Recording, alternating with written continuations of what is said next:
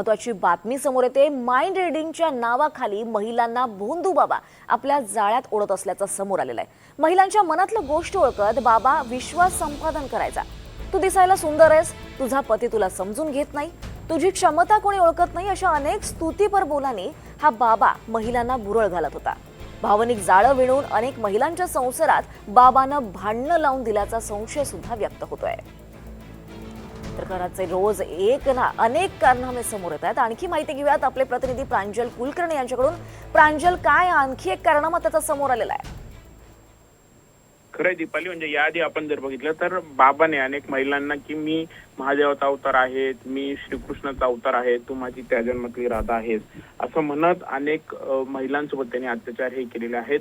विशेष म्हणजे काही तपासामध्ये नवनवीन खुलासे हे रोज होत आहेत आणि खरं तर आज जे काही समोर आलेलं आहे ते देखील धक्कादायक आहेत।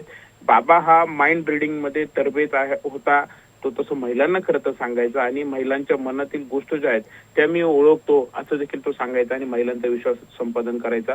तू दिसायला सुंदर आहे, तुझा पती तुला समजून घेत नाही, तुझी क्षमता कोणी ओळखत नाही, अशा अनेक स्तुतीपर बोलांनी तो महिलांना भुरळ देखील घालत होता।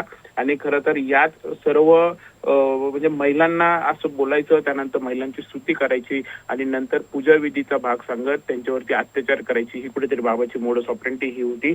दरम्यान बाबाने भावनिक जाळं विणून अनेक महिलांच्या संसारात भांडणं देखील लावून दिल्याचा संशय जो आहे तो आता व्यक्त केला जातोय आणि त्या दिशेने देखील पोलीस जे आहे ते तपास करतायत। बाबाची कसून चौकशी ही केली जाते।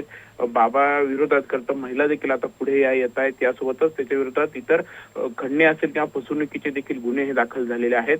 बाबावरती आजपर्यंत 11 गुन्ह्यांची नोंद झाल्याचं पोलिसांकडून सांगितलं जात आहे आणि आज देखील बाबाची पोलीस कोठडी ही संपणार असल्यामुळे आज करता सुनावणीमध्ये काय होतंय याकडे देखील राज्याचं लक्ष लागलेलं आहे। निश्चितच प्रांजल, ही मोडस ऑपरेंडी अतिशय धक्कादायक आहे। धन्यवाद या सविस्तर माहितीसाठी प्रांजल।